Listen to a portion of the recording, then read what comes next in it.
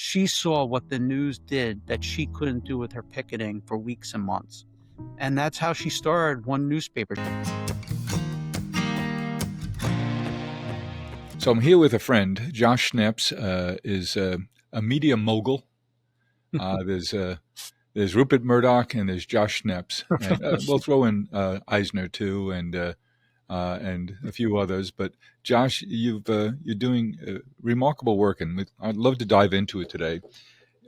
You are the CEO and co-publisher of Schneps Media, a company founded by your mom a good number of years ago. And as I know the legend, Josh, correct me if I'm wrong, but your mom started it at a dining room table. That's right. And created a bunch of community newspapers in and around Queens, and then Brooklyn and Queens, Brooklyn, Long Island, now the whole New York metro area. And now I know you have some properties in Florida too. What was your career path? Because I know you grew up understanding the business, working around the business, but you didn't join the company until several years ago. Yeah, well, listen, you're too kind, first of all. Thank you so much for a comparison that's definitely not accurate, but a goal. We all have goals to grow and become successful, like the industry pioneers out there. But yeah, listen, I'm very fortunate that my mother started a company that I could be involved in. She started it when I was 7 in 1985 in our living room. That's a whole nother story to itself. So I grew up seeing the business, being around a mother who, would sell 9 out of 10 people she would meet at an event. So a great salesperson, very outgoing, very community minded. And I majored in finance. So I was in the business school at the Kelley School of Business at Indiana University. And I wanted to work for myself. So I was investment banker out of college. And one of the things So is, nothing legitimate. right, nothing legitimate. I had to take a big pay cut to go work for my mom. But I didn't realize what an investment banking job was as an analyst, because I never had that internship in an investment bank, because it really took a lot to get a job, to get that first interview, to land a couple of job offers. But I never had the opportunity to intern. So I realized, quickly that it wasn't for me, because I was working 20 hours a day, 7 days a week, literally as an investment banking analyst. And not that I had anything against hard work, but a lot of it was really behind a computer running spreadsheets. And I realized quickly that that's not the path that I wanted. And Where did you work, Josh? I worked at Bank of America. They had recently formed their investment banking division in New York City at that time. And they brought in managing directors from all the top banks. But it was an interesting dynamic, and something that I kind of held on to in business is the chemistry there was off, because they had all these different bankers from different backgrounds and different banks, and kind of threw them all together. And it was like throwing a bunch of sharks with blood in the water in a small tank. So it was an interesting experience. And to this day, I still keep in touch with my first boss, my first managing director.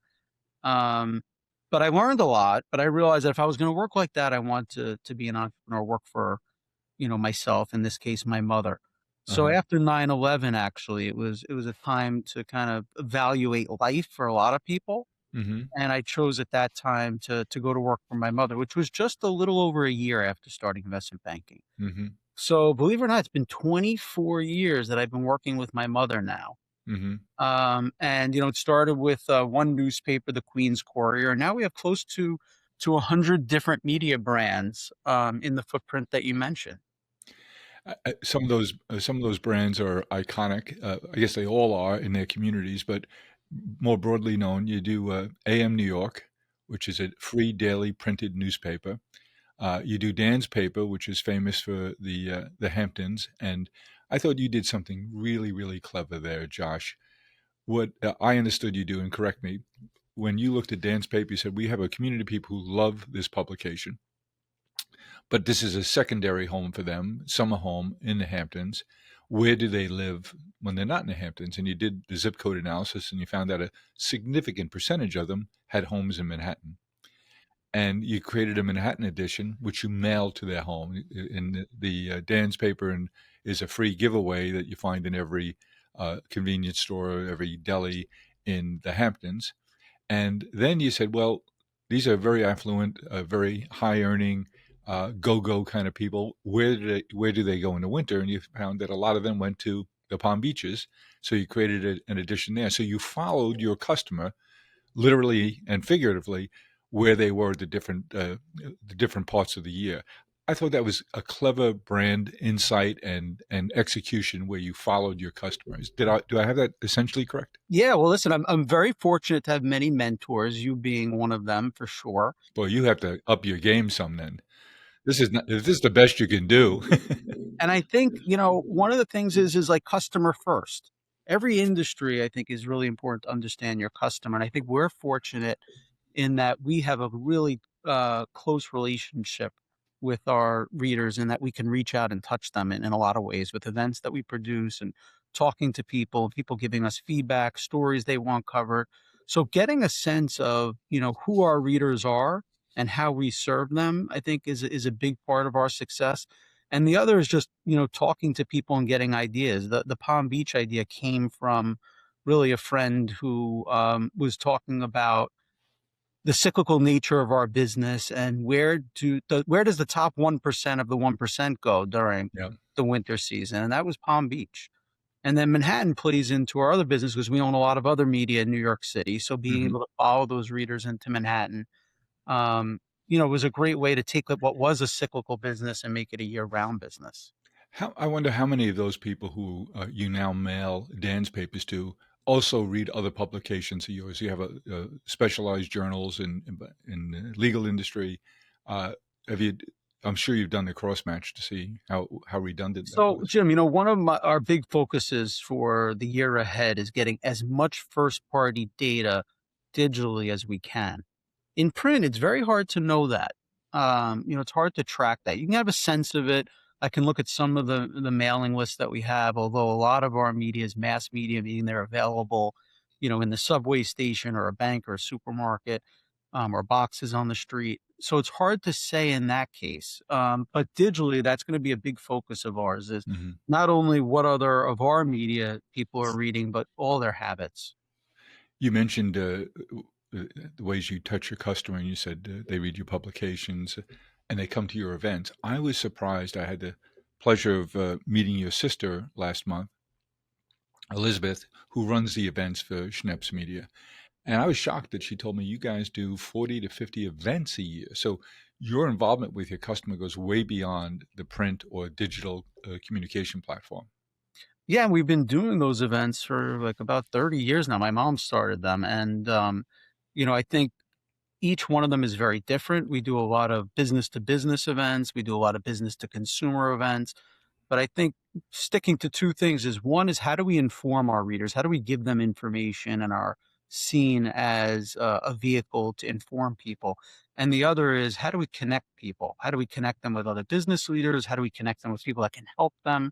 And we do everything from that where you were kind enough to be our keynote conversation for the business community and giving them business advice and introducing them to each other. And then we just recently did an event called What the Financial, where we gave our readers the opportunity to meet professional financial advisors one on one for free. And we Mm, had about 30 financial planners at the event. We had about 1,000 attendees wow. that were able to learn everything from how do they take care of their money to, why do they need a will.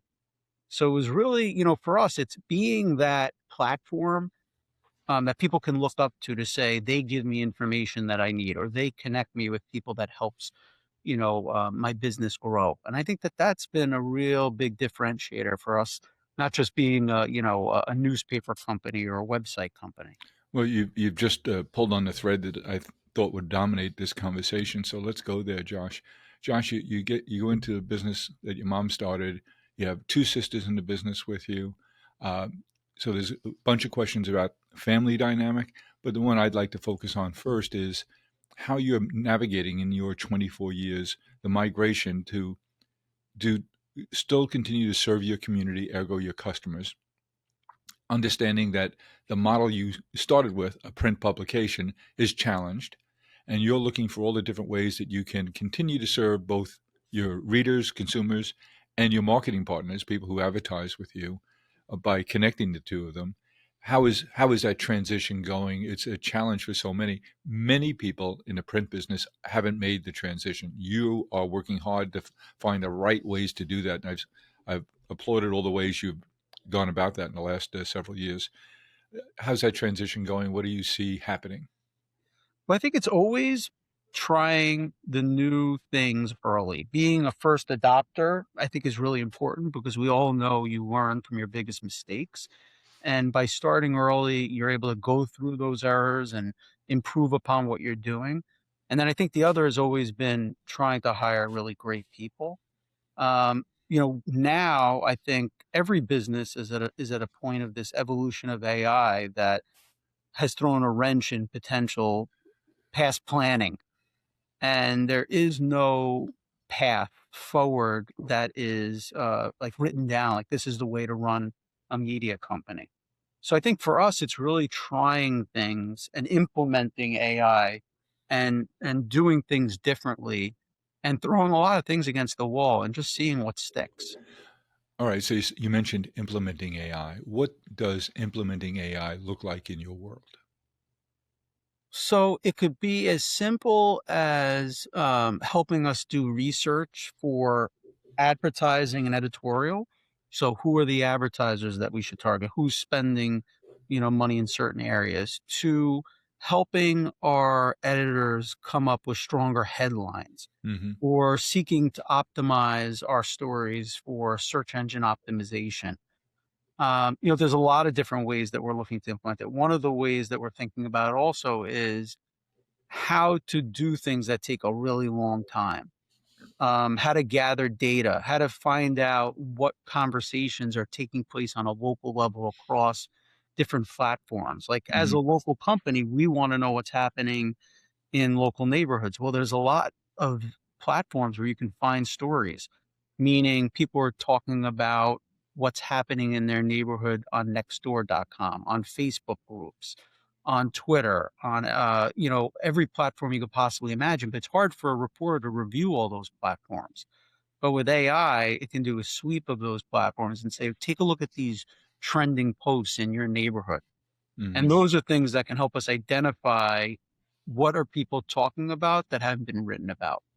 What So, filters do you build in to make sure it's not misinformation? well, I think that's where it comes up to somebody, a human being looking at that information and reviewing it Hmm. and always getting, to the facts, meaning, uh, if there's something trending about an accident that took place, being able to reach out to that local city council member and talk to them about the community. Did that in fact happen? So Hmm. we never take AI and publish it, but we can use it certainly to guide us in directions and get information that maybe we weren't aware of. So your filter is still human. Yes, absolutely. Hmm. From a content perspective, we're not using it to write anything. It can certainly do summaries, but we're not using it to Spell write checks. stories. Yeah, that for sure. We have that running actually across our platforms. Yeah. Grammarly. Is there do you look beyond the obvious? What I mean by that is this will be interesting content for the Manhasset community. And I have a newspaper there called the Manhasset Press, and this would be very good content. In your mind, do you think, okay, how do I monetize that? Yes, it's great content. Yes, the readers will really like it, but it's an additional expense for me to go produce that. Do you then say, how do I monetize that? And if you don't have a monetization path, obvious, do you then say, well, I'm going to shelve that until I do? So, I mean, a lot of those are tough decisions to make because sometimes you don't know until you try. But I'll Hmm. just give an example because you brought up Manhasset, which is the Manhasset Press we own. It's been around for a very long time, but we just acquired that newspaper within the last year and a half. Hmm. And one of the things I looked at was, where are the opportunities to grow revenue? And certainly real estate is a big one there because Sure. homes are a lot of money and people are always buying and selling homes and real estate brokerages and top agents are always looking to market themselves and they're big believers in advertising when there's a return on their investment. So we took a step back and said, well, what could we be doing differently to target that audience? And I think the first is improving our website and our social channels and our email newsletters. And the other is writing better content about real estate and about the home. Mhm. So we started a monthly broadsheet, like white bright supplement called Boulevard, BLVD, and it's a real estate publication within the newspaper. Create special memories this Easter with the ones you hold dear. Find sweet ways to celebrate, like sharing baskets full of tasty treats. No matter what, time together is the best gift of all. I can tell you in my household, living in Manhasset, uh, the Wall Street Journal, which I still get a print copy of, which is almost free if you're a digital subscriber, maybe it is free, stacks up on my coffee table. It'll get tossed, that pile, but the Manhasset Press doesn't, because I'm going to at least page through it because of that very reason. I want to see if there's a picture of one of my grandkids in there. I love it. Yeah, I think, just understanding, what is it that's going to compel people or attract people's interest. It's important on all levels, but when you get local, the benefit is that you can also make, real impact in a community and a neighborhood. And that's something special. So what do you do to translate that digitally? Do you have a companion website for each of your publications? Yeah, the websites are a little bit broader than individual publications because we found that having more content on an individual website will give it, better traction online, particularly with search engine optimization and Google. And also, there's a lot of technicality in terms of best practices when people are writing stories into the back end of the website.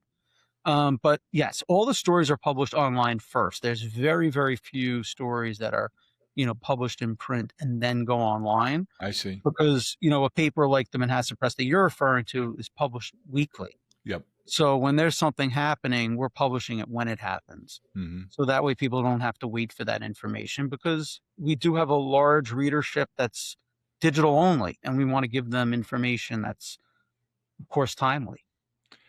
Tell me, Josh, being around this business, the Schneps Media Group, for 40 years now, is there a story that comes to mind for you where you say, wow, we really made a difference there? Maybe changed someone's life, maybe had a real big influence in a particular community that you sit back and say, boy, I'm so proud that we were involved with that.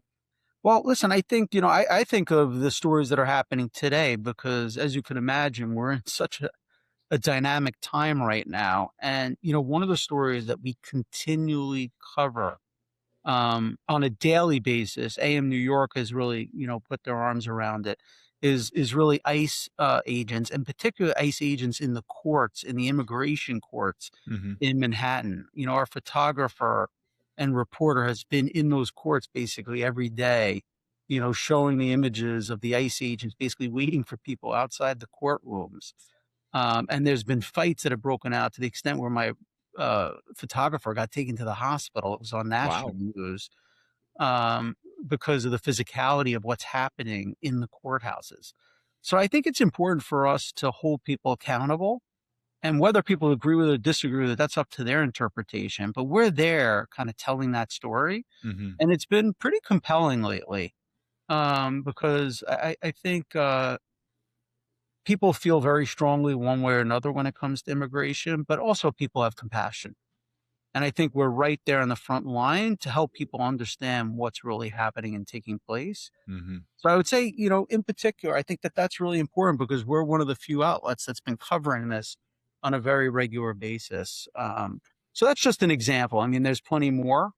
But I think being on the ground and covering things, a lot of times local news is not really the thing that's being covered. It's really more national news. Even though immigration certainly is national, we'll tell it on a very, very hyper local level because we've covered things that even happen in Port Washington and, town by town, neighborhood by neighborhood. So that's Hmm. just one example, but I think there's a lot of stories that, we're proud of because I think, sometimes it's like those everyday stories of people doing good in their community are ones that I'm really proud of simply because it shows leadership and other people want to follow that example. And we've had a lot of people that, that don't get recognition. And by providing that recognition, it changes a whole community's mindset. How do you think the mix of your business will change in the next couple of years? Will events play a bigger, more important role in your mix?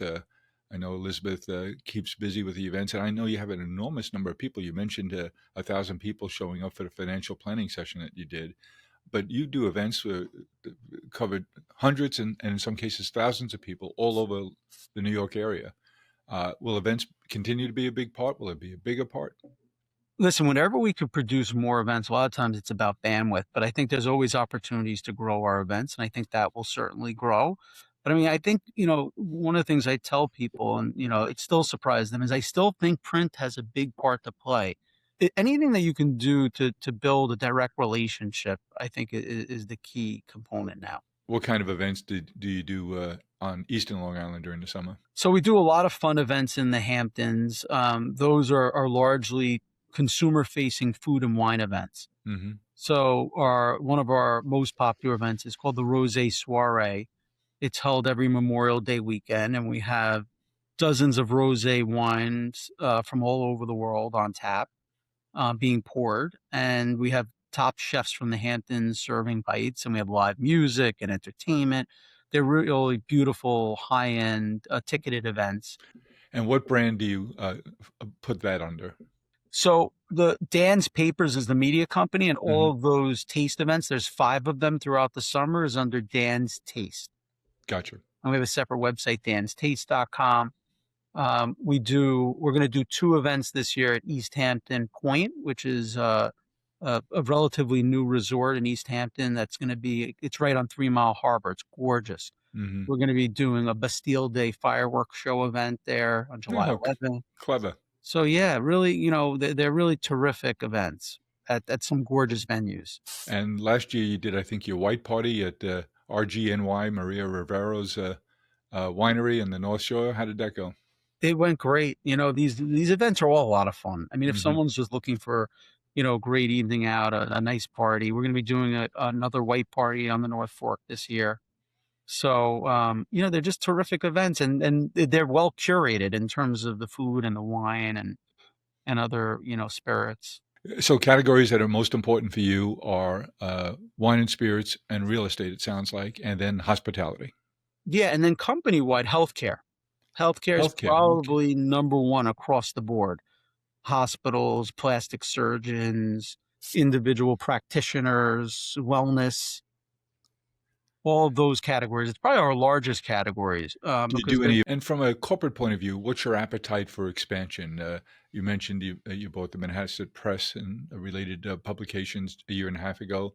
Are there other things? I'm sure people are coming to you all the time because it's a tough business. It's a tough advertising environment, and you have built a machine.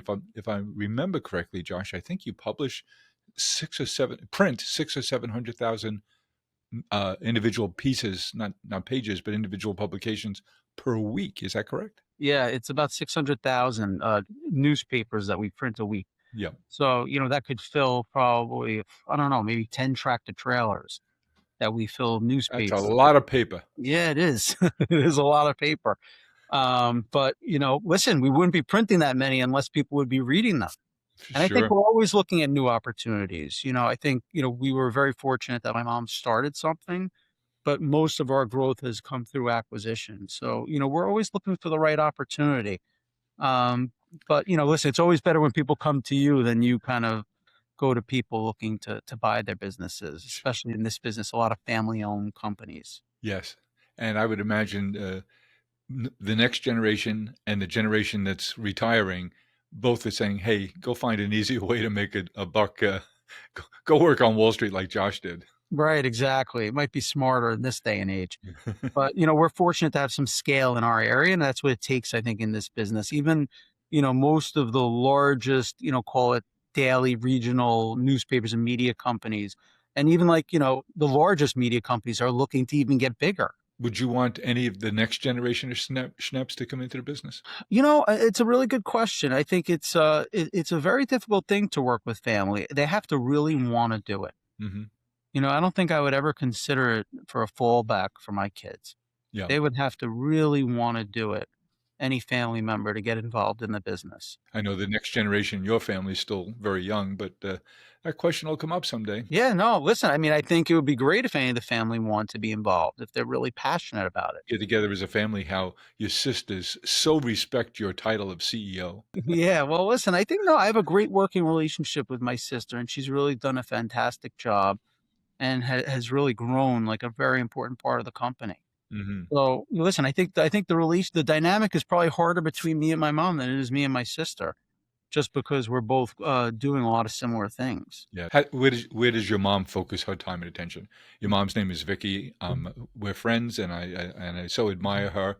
Uh, how does she spend her time? How do you split your responsibilities? That's a great question. I don't think we figured that out yet. It's a Maybe work over in the next progress. 24 years, we'll figure it out, Jim.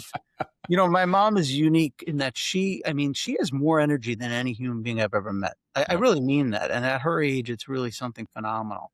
And she's very passionate about every single part of the business. And I think when I say passion, she loves it. And I Hmm. love it too, don't get me wrong. But I think, for my mom, it's almost like it feeds her energy. Yes. And she really is involved in every aspect. I'd probably say the one aspect that she's not involved in that I run is the digital part of the business. Hmm.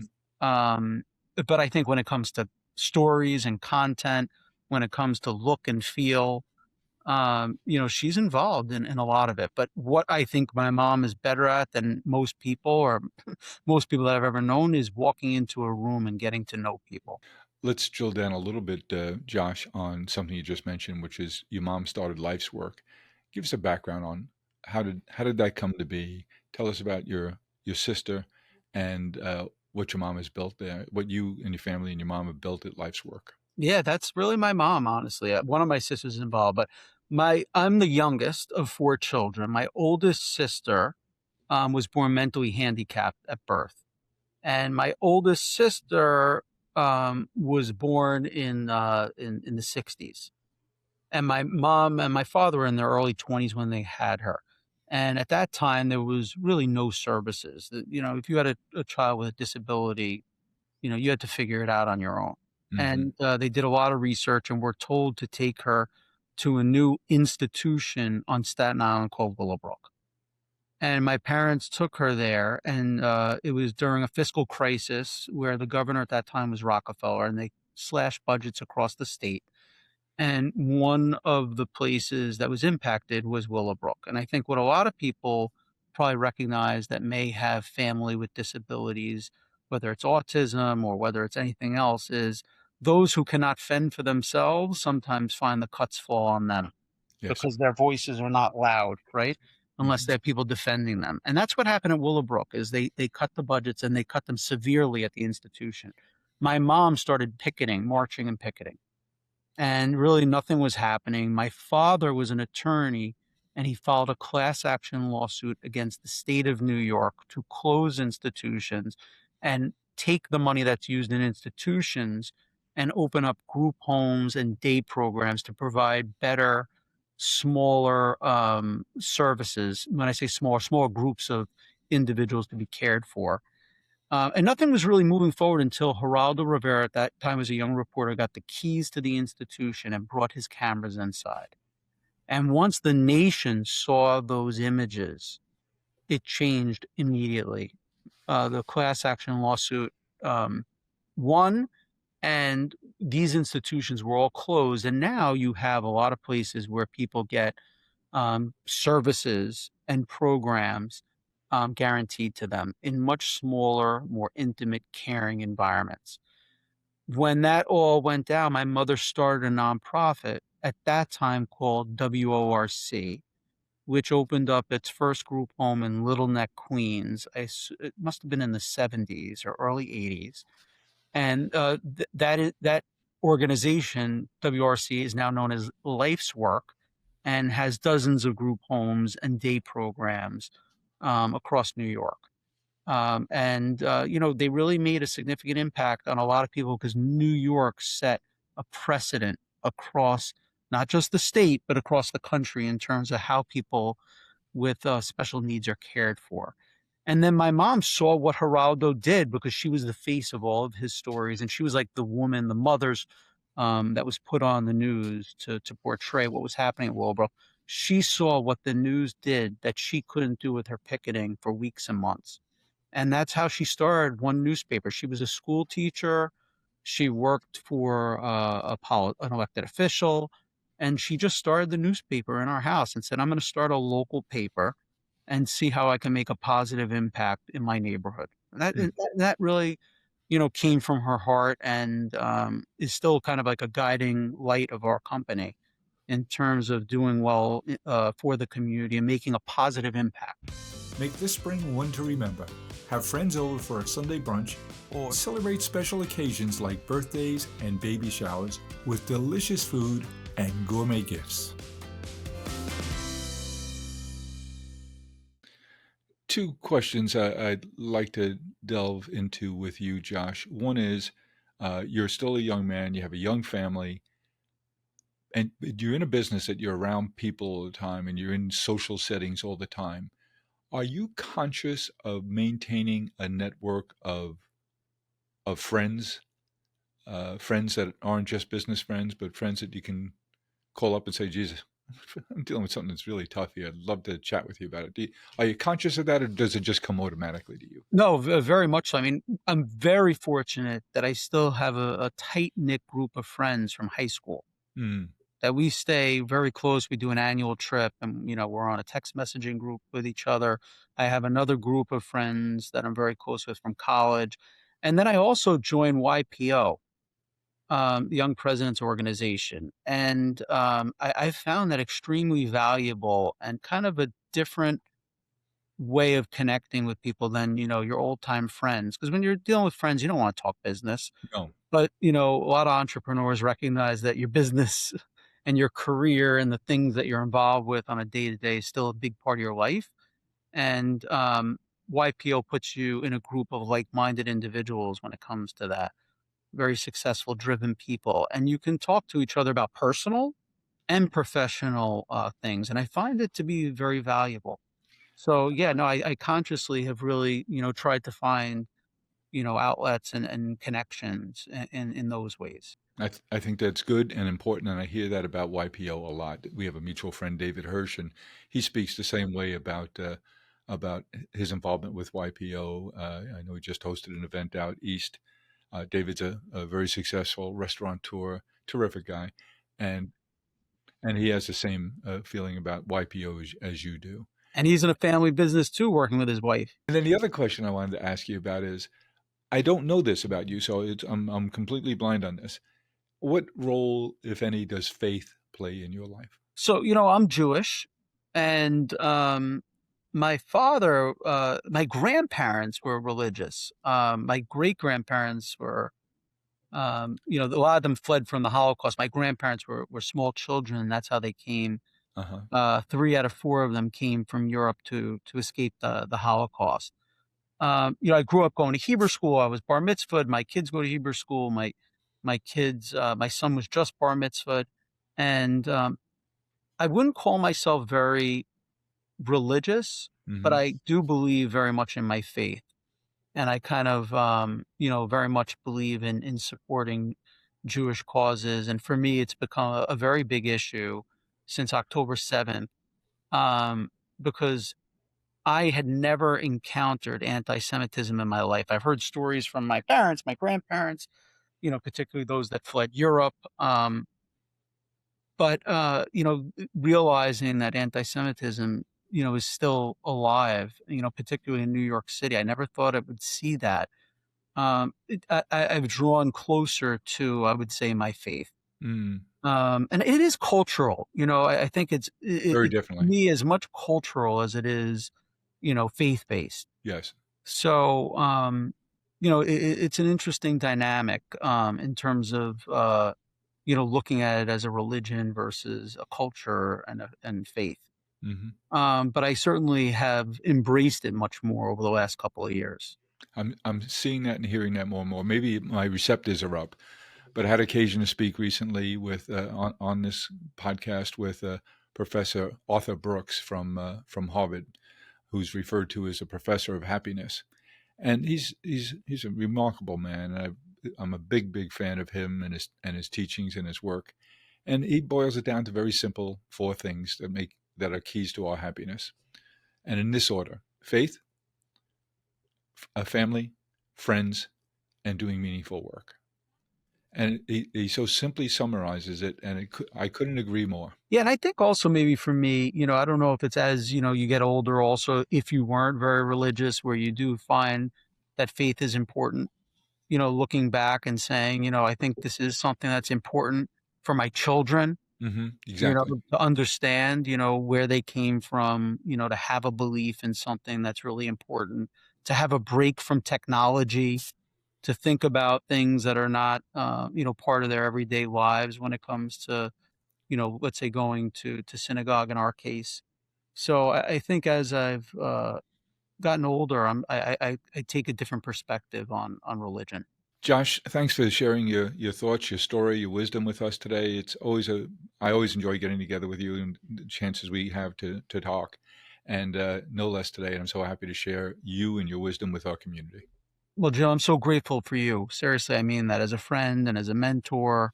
You're a terrific person, and giving me this opportunity is so appreciated. Thanks, Josh. Have a great evening. Take care.